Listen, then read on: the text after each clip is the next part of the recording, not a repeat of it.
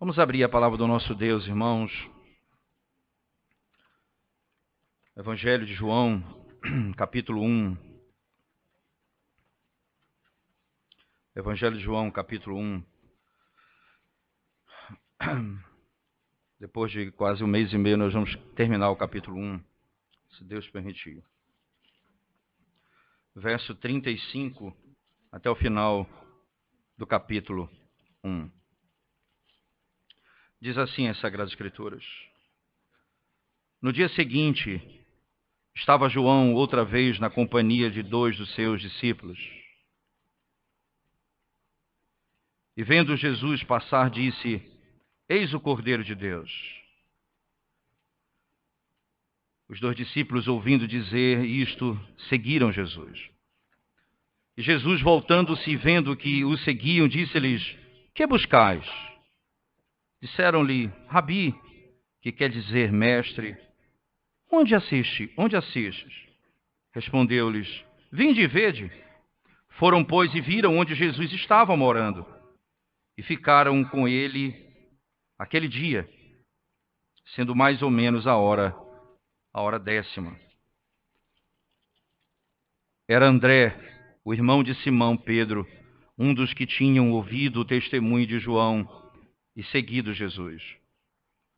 Ele achou primeiro o seu próprio irmão, Simão, a quem disse: Achamos o Messias, que quer dizer Cristo, e o levou a Jesus. Olhando Jesus para ele, disse: Tu és Simão, o filho de João, tu serás chamado Cefas, que quer dizer Pedro. No dia imediato, resolveu Jesus partir para a Galileia e encontrou a Filipe, a quem disse: Segue-me. Ora, Filipe era de Betsaida, cidade de André e de Pedro. Filipe encontrou a Natanael e disse-lhe: Achamos aquele de quem Moisés escreveu na lei e a quem se referiram os profetas, Jesus, o Nazareno, filho de José. Perguntou-lhe Natanael: De Nazaré pode sair alguma coisa boa? Respondeu-lhe Filipe: Vem e vê. Jesus viu Natanael aproximar-se e disse a seu respeito: És um verdadeiro israelita, em que não há dolo. Perguntou-lhe Natanael: De onde me conheces? Respondeu-lhe Jesus: Antes de Filipe te chamar, eu te vi quando estavas debaixo da figueira. Então exclamou Natanael: Mestre, tu és o Filho de Deus, tu és o Rei de Israel. Ao que Jesus lhe respondeu: Porque te disse que te vi debaixo da figueira, creis? Pois maiores coisas do que estas verás. E acrescentou: em verdade vos digo, que vereis o céu aberto e os anjos de Deus subindo e descendo sobre o Filho do Homem. Amém. Vamos à presença de Deus em oração, irmãos. Senhor, mais uma vez nós estamos na Tua presença para ouvir a Tua voz. Nós carecemos, ó Deus, da Tua voz. Assim como o Senhor falou e trouxe os discípulos para Ti, fala conosco nessa noite, Senhor. Traga os Teus discípulos para Ti. Traga as Tuas ovelhas para perto de Ti. E conforta o coração do Teu povo, nos enchendo de esperança, porque cremos naquilo que não vimos e veremos coisas extraordinárias que o Senhor nos mostrará, certamente.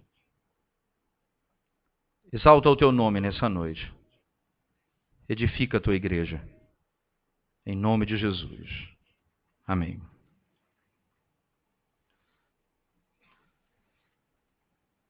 Se nós propuséssemos pregar o Evangelho de Cristo da seguinte forma, falando acerca daquilo que Cristo fez vindo ao mundo, enviado por Deus, morrendo por causa dos pecados, sendo sepultado, e ao terceiro dia ele ressuscitou dentre os mortos. E nós então, no final dessa declaração informativa do que Cristo fez, apenas nos tranquilizássemos dizendo as seguintes palavras: agora vocês façam da sua vida o que vocês quiserem com a partir daquilo que vocês ouviram. Essa verdade que vocês ouviram, cada um tome a decisão que quiser com ela. Fique à vontade. Se essa fosse a pregação do Evangelho, ou se esse fosse o teor de uma pregação do Evangelho, certamente nós não cumpriríamos o propósito da obra de Cristo. Infelizmente, é isso que se ouve de púlpitos nos nossos dias. Se fala da obra de Cristo e se entrega na mão dos homens o poder para vir a Cristo ou não. E a escolha nas mãos deles representa exatamente que Cristo fez tudo isso e é incapaz de salvar o pecador. O que é estranho numa mensagem como essa é que essa mensagem ela é totalmente oposta ao que veio fazer Jesus Cristo. Ora, acompanhe comigo no próprio Evangelho de João, por favor, no verso 6 a 8 do mesmo capítulo. Escute a palavra de João Batista, que diz assim: houve um homem enviado por Deus, cujo nome era João. Este veio como testemunha para que testificasse a respeito da luz, a fim de todos virem a crer por intermédio dele. Ele não era luz, mas veio para que testificasse da luz. Perceba aqui no versículo 7, não é? Você tem duas finalidades. Não é? Aqui é como se fosse uma frase cheia de pronome relativo, mas indicando finalidade. Perceba como funciona a frase. Este veio como testemunha, com a seguinte finalidade: para que testificasse a respeito da luz. Isto é, ele veio ao mundo para dizer: eu não sou a luz, eu não sou Cristo, eu não sou Salvador, mas eu vim testificar a respeito dele. Perceba que esse é o primeiro padrão da pregação. Nós testificamos acerca de Cristo, acerca da luz. Quem é Jesus? Mas não para aí, veja a segunda parte do texto. Ele diz: a fim de todos virem a crer por intermédio dele. Perceba, o propósito desse testemunho é para que os homens creiam na obra de Cristo, ou no testemunho que ele está dando. O que nós vamos ver nessa sequência do texto é exatamente o teor dessa declaração de João. João vai testemunhar de Cristo, e veja o que ele vai dizer, verso 35. No dia seguinte, estava João outra vez na companhia de 2 dos seus discípulos, e vendo Jesus passar, disse: eis o Cordeiro de Deus. Veja o testemunho. Esse é o Cordeiro de Deus. Essa declaração, não é? Ela revela, mais uma vez, quem ele não é e quem Cristo é. Eu não sou o Messias e eu não sou o Salvador. Esse é o Cordeiro. Ele já tinha dito anteriormente, esse é o Cordeiro de Deus que tira o pecado do mundo. Agora ele resume a declaração dizendo: esse é o Cordeiro de Deus. E o que é que isso significa? Para que fim você fala isso? Para que objetivo você diz isso para alguém? Para vencer um argumento? Para provar que Jesus veio ao mundo? Para comprovar para o ateu que de fato ele não entende nada daquilo que a Bíblia está dizendo? O objetivo se cumpre aqui. Veja a sequência do versículo, no 36. Os 2 discípulos, ouvindo dizer isto, ouvindo dizer o quê? Este é o Cordeiro de Deus. Quando eles ouviram isto, seguiram a Jesus. Quando eles ouviram isso, eles seguiram Jesus.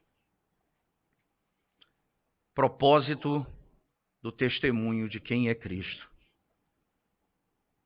é a salvação do pecador. É verdade que muitos vão dizer, ora, Jesus, nós temos que pregar o evangelho para a glória de Deus, isso é inequívoco. Mas Deus é glorificado quando os homens se rendem a Ele. Esse é o princípio claro da Escritura Sagrada. Quando nós falamos, seja feita a tua vontade, venha o teu reino, nós estamos dizendo que o reino do Senhor seja estabelecido e que os homens se rendam ao rei e se submeta ao seu governo. E que o pecado seja extirpado e que não sigam mais os seus próprios corações, mas eles sigam ao Senhor e se submetam ao Senhor. Quando ele diz, esse é o Cordeiro de Deus, a operação do Espírito os leva a seguir a Cristo. Eles passam a seguir a Jesus. E quem é o primeiro a seguir a Jesus? Essa é uma informação interessante no texto. Diz assim, Jesus voltando-se e vendo que o seguiam, disse-lhes, que buscais? Veja, Jesus Cristo não poucas vezes usa esse discurso. Por que razão vocês estão vindo atrás de mim? O que vocês querem? Lembra lá no Evangelho de João, que uma multidão o seguia? Ele diz, olha, vocês me seguem pelo pão que perece. Vocês me seguem porque eu dei pão para vocês, eu dei comida para vocês, é por isso que vocês me seguem. E ele deu um discurso duro a ponto de os discípulos falarem, que duro é esse discurso, Senhor. Quão difícil ouvir isso. E muitos deram as costas. E ele se volta aos discípulos e pergunta, e vocês? Querem segui-los também? Pedro disse, para onde nós iremos, Senhor? Só tu tens as palavras de vida. Aqui, veja, o testemunho não é uma solução, não é uma das soluções para o problema da vida, é a solução para o homem, é Jesus Cristo. Ele diz, esse é o Cordeiro de Deus, e está implícito nele, aquele que morreu para nos perdoar os pecados. E nessa declaração, eles entendem, não há em ninguém onde os nossos pecados poderão ser perdoados. O que buscais? Disseram-lhe, Rabi, e veja que coisa impressionante, que quer dizer mestre. Onde o Senhor está? Onde o Senhor fica? Nós queremos aprender de ti. Mestre. Que declaração, veja, o capítulo 1 de João, ele é rico pelos nomes que Cristo recebe. Ele é o verbo de Deus, é o verbo que se fez carne, é o Filho de Deus, ele é mestre. Diz, é do Senhor que nós aprendemos. Perceba que aqui, esse é um dos aspectos da conversão. O Senhor é o nosso mestre. E nós nos submetemos a ti.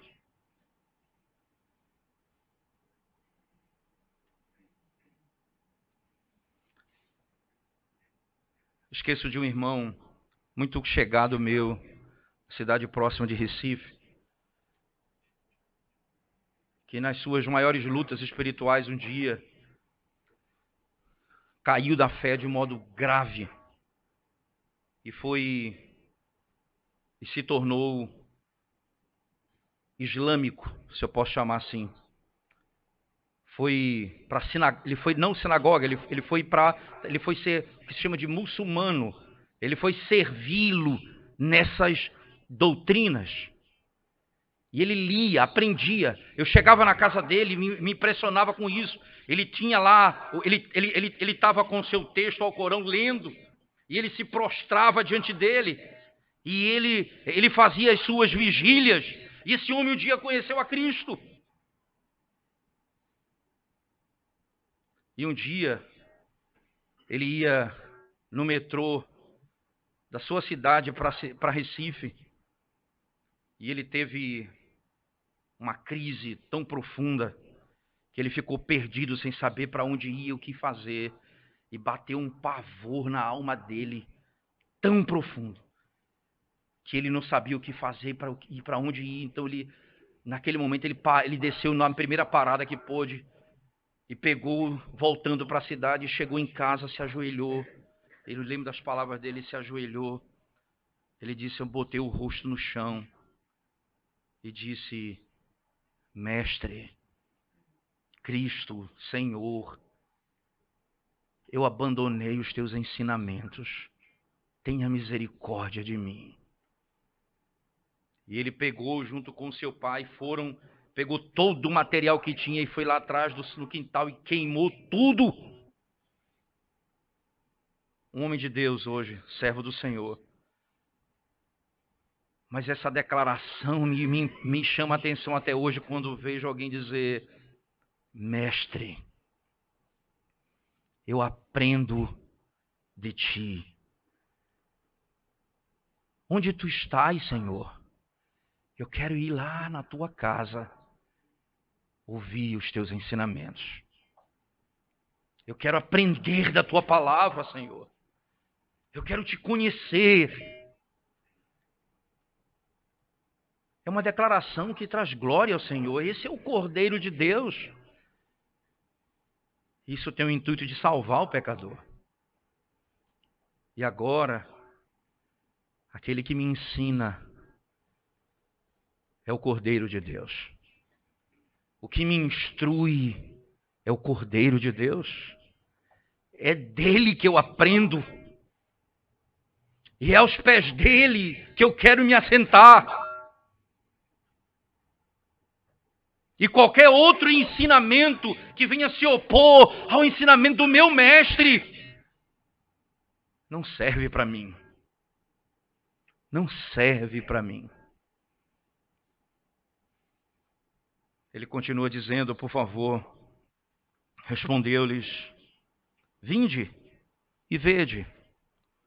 Foram, pois, e viram onde Jesus estava morando e ficaram com ele aquele dia.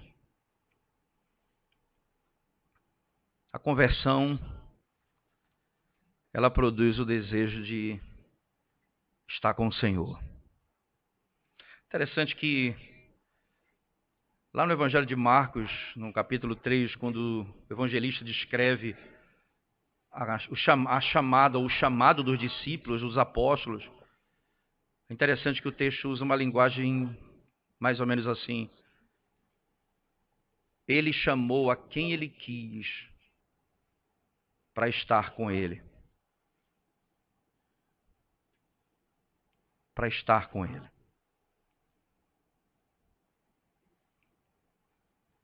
Essa é uma marca do crente desde a antiga aliança.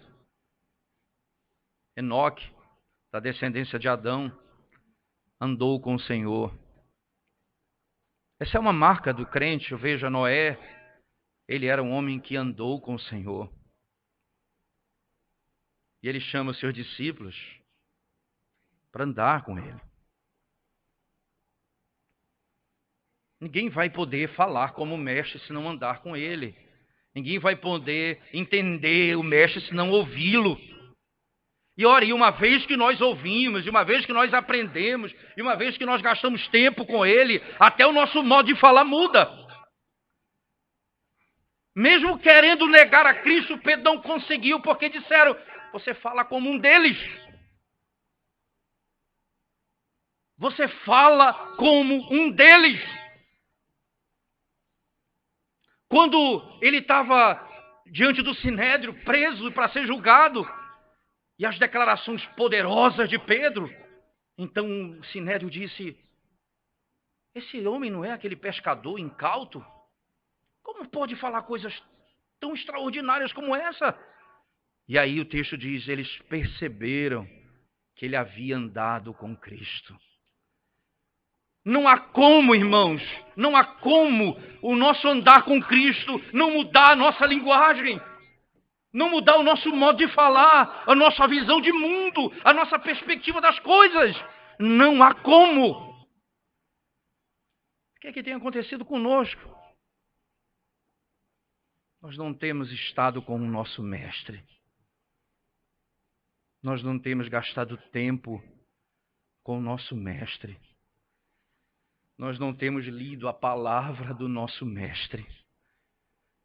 Nós não temos nos submetido aos ensinamentos do nosso Mestre. O resultado é o que nós estamos vendo nos nossos dias. Cada um faz o que acha mais certo. E o texto se depara com uma informação. Veja, ele diz assim: e ficaram com ele aquele dia. Veja, é interessante, né? Interessante. Você vai ver lá, Evangelho de João, mesmo Evangelho, capítulo 4, por favor. Depois que a mulher samaritana ouve o Evangelho e foi salva, não é? Ela, então, diz assim, verso 39 em diante, do capítulo 4. Muitos samaritanos naquele dia, naquela cidade, creram nele, em virtude do testemunho da mulher que anunciara. Ele me disse tudo quanto tenho feito.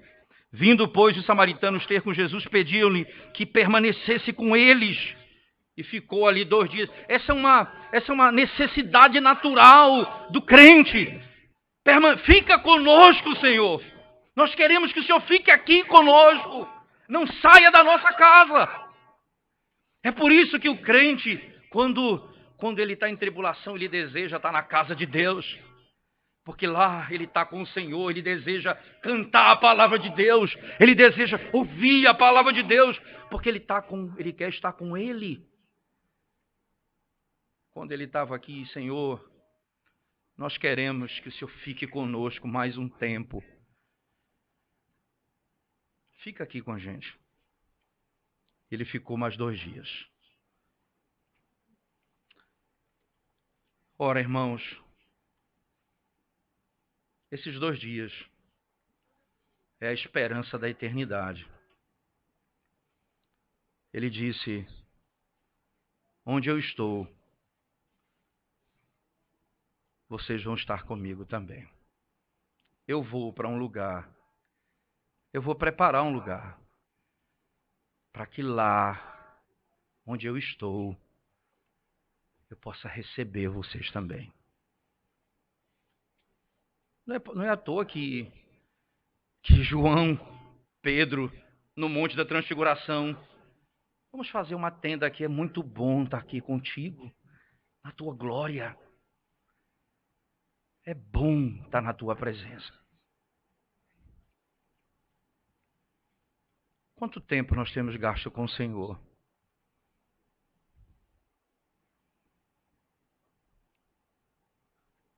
Quem é o nosso mestre? Eu peço a Ele, fica um pouco mais, Senhor, comigo. Ou eu saio da presença dEle o mais rápido possível. E os meus mestres, e a minha perspectiva de mundo, não é ensinada pelo mestre, mas pelo mundo.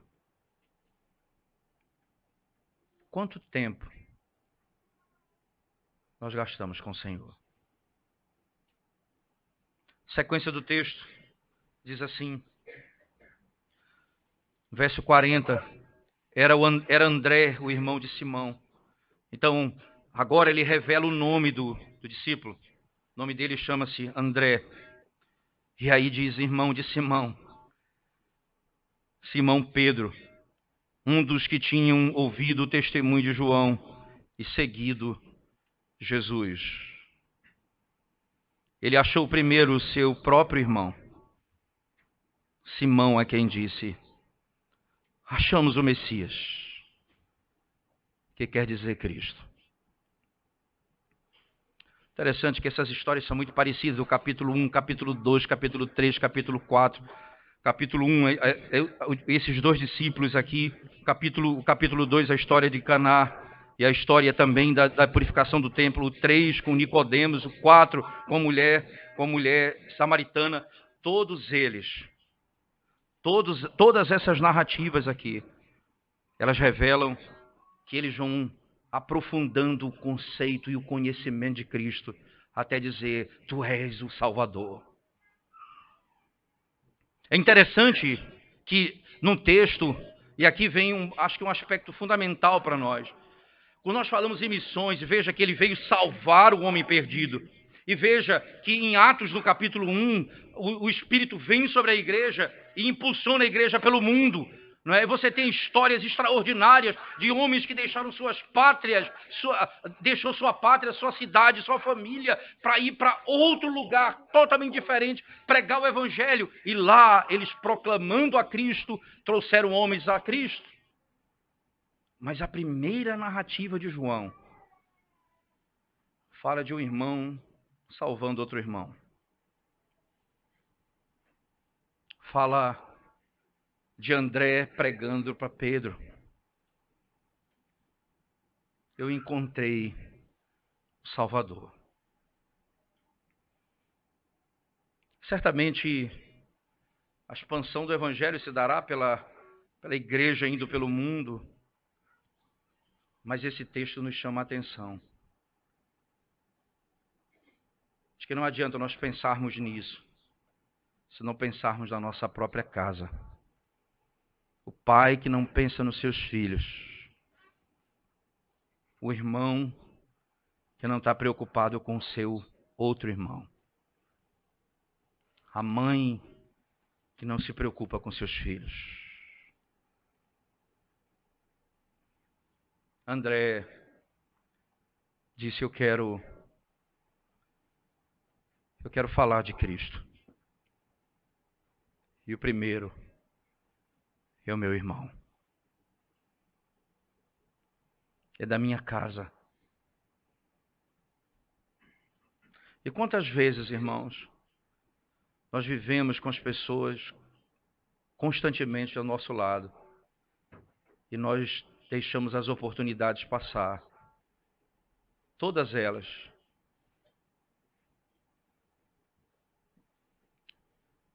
Eu me impressiono, eu já falei isso para os irmãos outra vez.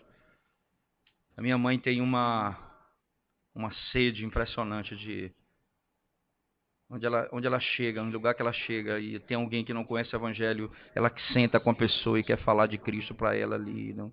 É uma coisa impressionante isso, uma coisa. E a secretária da minha casa, para minha vergonha, um dia, pouco tempo depois, cheguei em casa e minha mãe estava com ela lendo a Bíblia, ensinando ela o evangelho de Cristo. Aquele dia eu me despertei e falei, meu Deus, como ela está na minha casa. Ela se assenta à minha mesa. Quantas pessoas estão assim no nosso lado?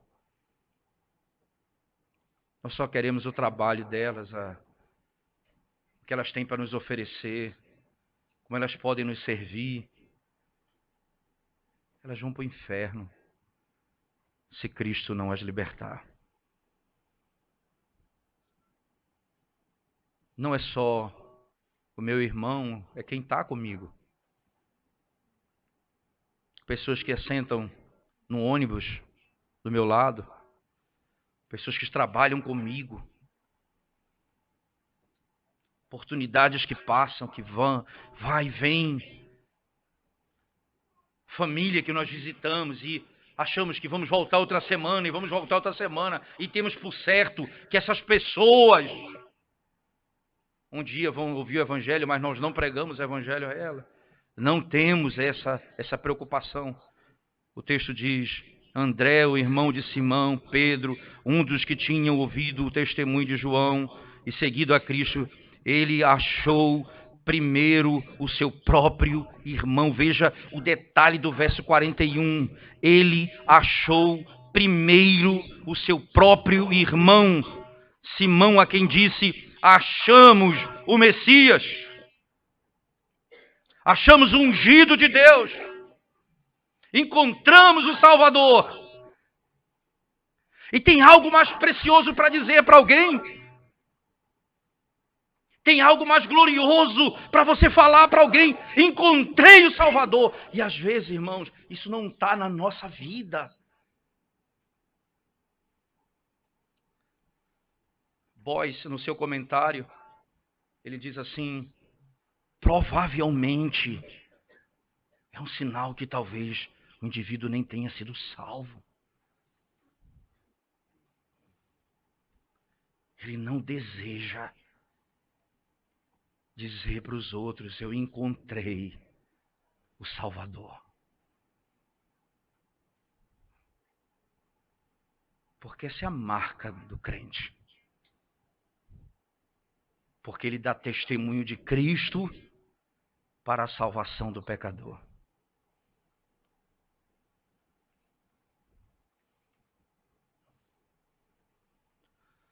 No versículo 41, no verso 42, ele diz: e o levou a Jesus. Olhando Jesus para ele, disse... Veja como é interessante, não é? Quem é quem? Tu és o Messias, tu és Simão, o filho de João. Tu serás chamado Cefas, que quer dizer Pedro. Interessante que a palavra Cefas, ela é a palavra para pedra no Antigo Testamento. Não é? E ele diz o nome Simão Pedro, é outro termo para pedra no Novo Testamento. Você diz, é apenas a nomenclatura. Você vai se chamar Cefas, porque que quer dizer Pedro. Perceba que o caminho dessa declaração é para o ápice. Veja, aqui ele disse, Jesus diz a ele: você é Pedro, e você vai se chamar Cefas. Você vai se chamar pedra. Você vai se chamar rocha. E é por isso que esse nome é tão importante na história da revelação bíblica, porque é o jogo de palavras entre a declaração de que Jesus é o Filho de Deus e Pedro, que vai ser construído o fundamento da igreja. Sobre o fundamento que a igreja vai ser edificado é a declaração: tu és o Filho, tu és o Cristo, o Filho do Deus vivo. Veja que esse vai ser o caminho seguinte. Perceba que aqui encerra a história de 2 discípulos. E aí vem a história de mais 2 discípulos. Perceba na sequência, no verso 43. No dia imediato, resolveu Jesus partir para a Galileia. E encontrou ali a Filipe, a quem disse: segue-me. Ora, Filipe era de Betsaida, cidade de André e de Pedro. E aqui, essa é a conexão com a parte anterior. Não é? Outra região, mas eles são da mesma cidade, da mesma região.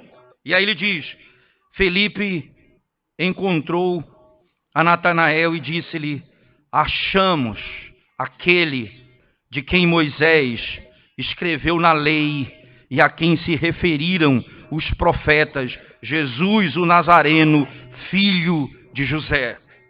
Perceba que aqui ele vai resgatar um aspecto da antiga aliança.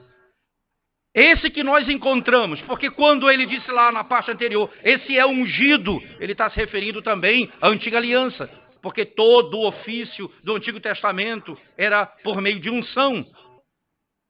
E recebereis, essa expressão usada lá em Isaías 61, o Espírito do Senhor está sobre ti.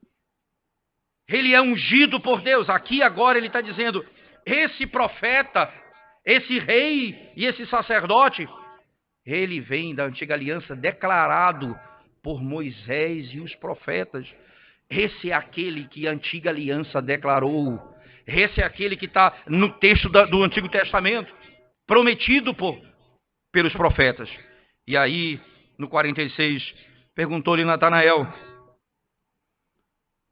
de Nazaré pode sair alguma coisa boa? Veja aí um princípio de incredulidade. É de Nazaré? E pode de Nazaré vir alguma coisa boa? Respondeu-lhe Filipe: vem e vê. Interessante, não é? Você tem 2 maneiras de lidar com uma incredulidade. Uma é você tentar convencê-lo pelo argumento de que a lógica dele está errada.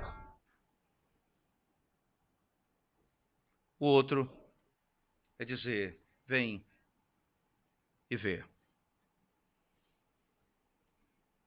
Veja com seus próprios olhos o que eu estou falando. Isso é tão importante, irmãos, nós pensarmos que certamente a historicidade do Evangelho, ele é o fundamento de toda a nossa pregação. Não é a subjetividade, ou melhor, a aplicação da historicidade em mim que é o fundamento do Evangelho, mas há um aspecto que é verdadeiro. O Evangelho muda os homens. E se eu que conhecia Cristo, eu sou transformado pelo Evangelho, a pessoa diz: tem alguma coisa diferente aqui. O que foi que aconteceu aqui? Estou conversando com um filho de um pastor que é totalmente inclinado à teologia reformada hoje. O seu pai não era, e por causa do filho está vindo também. E então o pai tinha, na realidade, uma certa dificuldade mesmo com aquilo que se chama puritano, neopuritano, teologia reformada. Ele tinha ojeriza isso. E o filho estava no mundo. Então ele foi trazido de volta, o Evangelho trouxe ele de volta. Não no mundo no sentido pior do termo, mas ele estava na igreja, mas não vivia a vida eclesiástica como um verdadeiro convertido. E aí ele foi salvo. O Senhor teve misericórdia dele. E aí ele começou a amar a teologia reformada e ele disse para mim: aí, pastor, eu comecei a falar para o meu pai, só que o que ele se impressionava era o seguinte: mas ele é mudado. Mas ele é uma nova pessoa. Veja o que essa verdade fez na vida dele. Como ele é um novo rapaz, como ele é um novo menino, como ele se porta diferente, como ele tem buscado a Deus de modo diferente. Então, tem alguma coisa aqui. Não adianta simplesmente falarmos. A nossa casa está longe de Deus, a nossa família está longe de Deus, a nossa vida está longe de Deus. E nós falamos da glória do Evangelho e vivemos na lama do pecado. O que os homens vão dizer desse Evangelho? Que é exatamente o que nós estamos fazendo. Vem e vê. Entra na minha casa. Senta com minha família. Conversa comigo.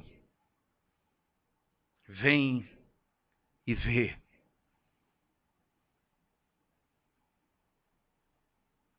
Aí ele diz, veja a sequência do texto. Jesus viu Natanael aproximar-se e disse as seguintes palavras: eis um verdadeiro israelita em quem não há dolo.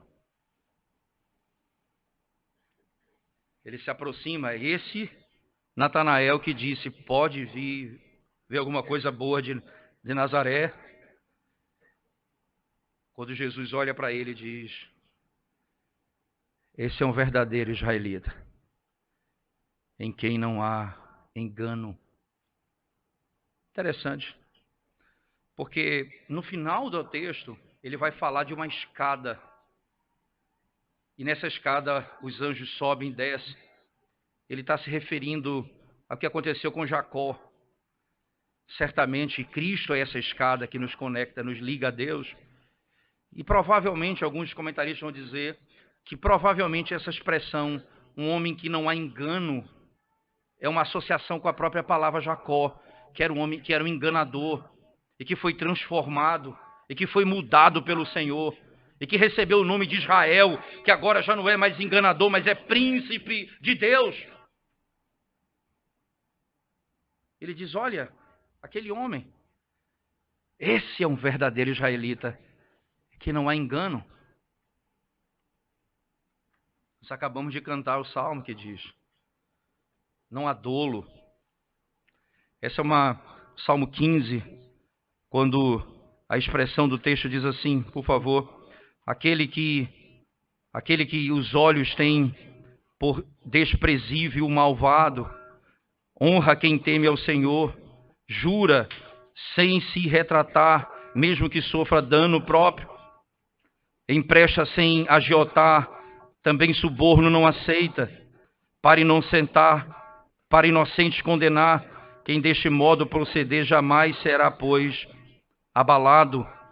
Essa conduta, isto é, a verdade nos seus lábios, essa é a verdade do cristão, é como ele vive. E o Senhor olha para ele e diz: esse homem não tem engano nele. Um israelita que fala a verdade. Agora veja ainda que tudo está se descortinando para ele.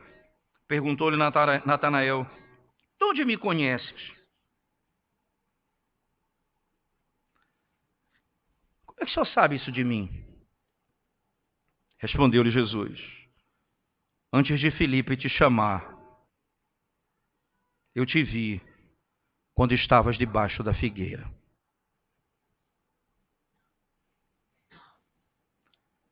Jesus está dizendo: eu te conheci antes de você me ver. Eu te vi antes de você me ver. Eu te notei antes de você me notar. Foi exatamente isso que é a conversão. A consciência de que nós fomos alcançados quando nós não estávamos procurando. É o padrão da conversão de Saulo, especificamente. Estava indo matar quando foi encontrado por aquele a que ele perseguia. Estava fazendo o oposto daquilo que a graça fez com ele. Eu te vi antes de você me ver. Aquele homem incrédulo, que na primeira declaração de Filipe disse: pode alguma coisa vir, uma coisa boa sair de Nazaré? Agora esse homem, com essa declaração, ele diz: então exclamou Natanael: mestre, tu és o Filho de Deus. Tu és o Rei de Israel. Quanta declaração de quem é Cristo. É impressionante. Veja que a conversão, ela abre o entendimento do homem.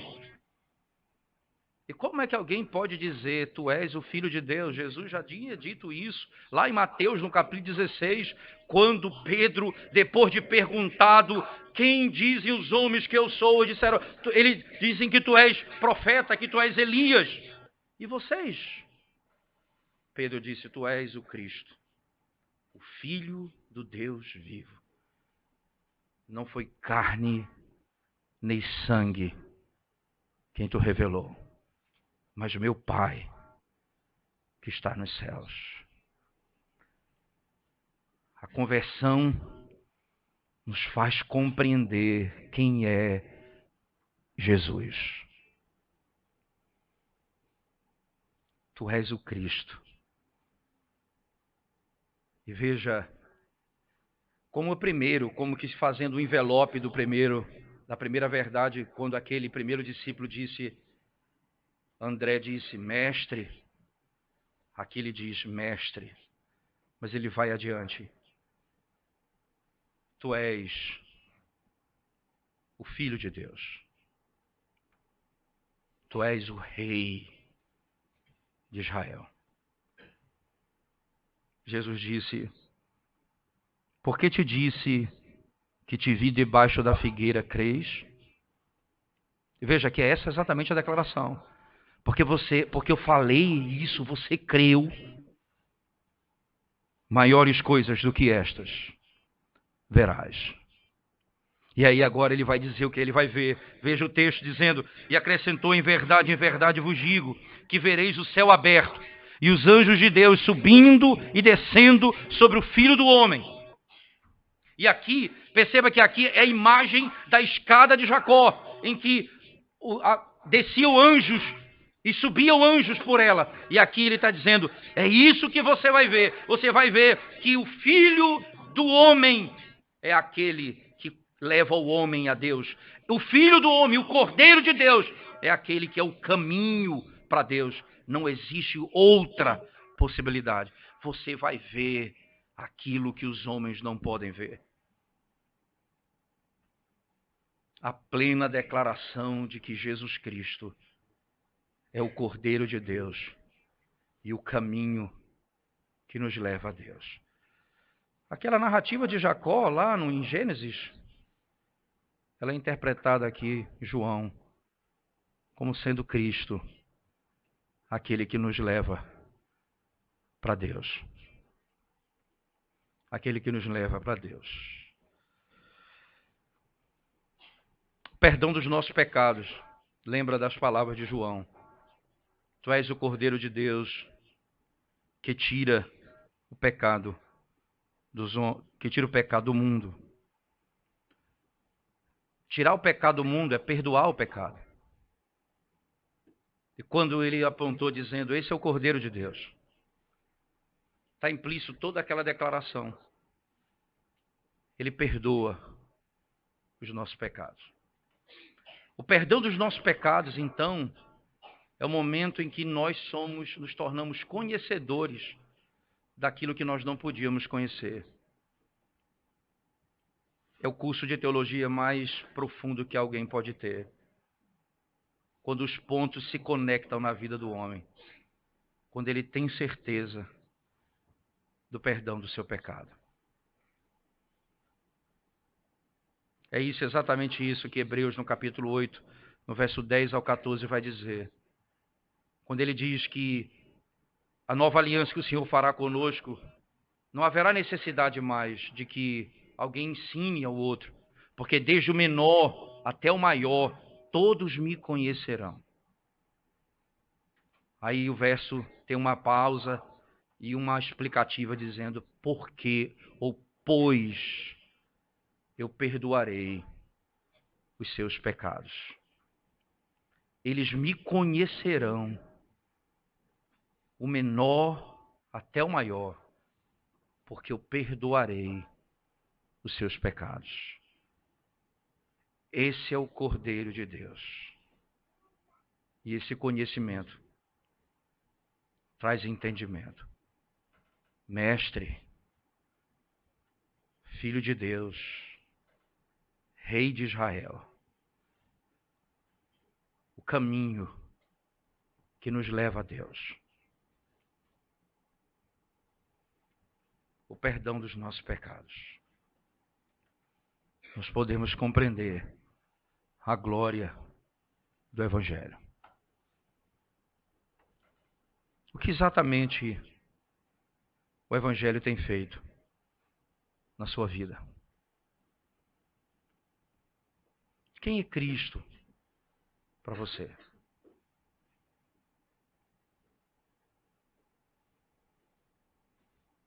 Que necessidade você tem de falar dele para as outras pessoas?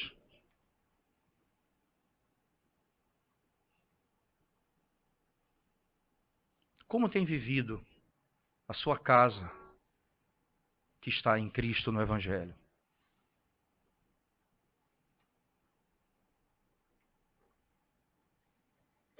Porque todos aqueles, nesse texto, que ouviram o Evangelho e foram salvos, desejaram falar dele para os que estavam mais próximos.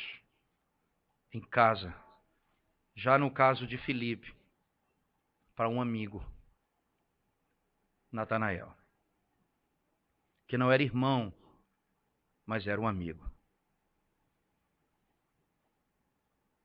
Todos desejam, todos que estão ao meu redor,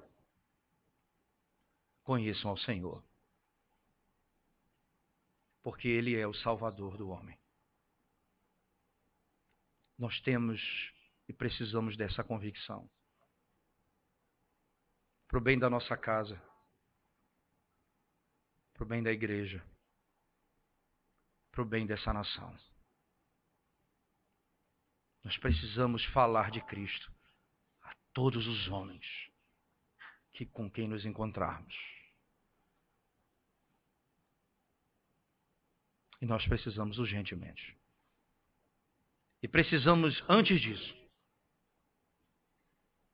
chamá-los, depois de Cristo em nós, de falarmos, vem e vê. Porque o Evangelho vai transformar a nossa vida, e a nossa casa, a nossa conduta, e as pessoas vão dizer, depois do Evangelho, esse indivíduo é outra pessoa. O Evangelho tem poder para salvar.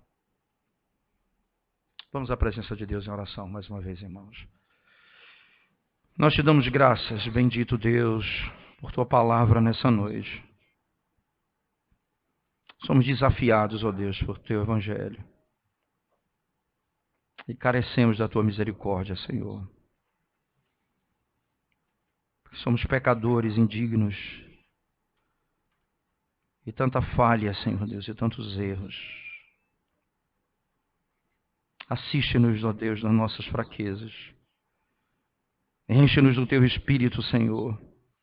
Aviva-nos, Senhor Deus. Para que a glória do Evangelho seja vista em nossa casa.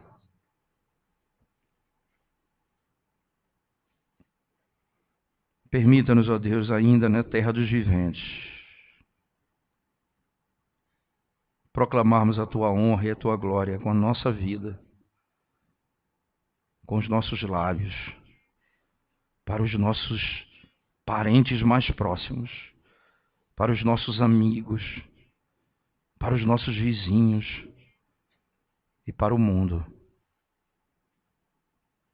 Para que todos conheçam a ti, Senhor, o único e verdadeiro Salvador. No teu nome, Senhor, nós oramos. Amém.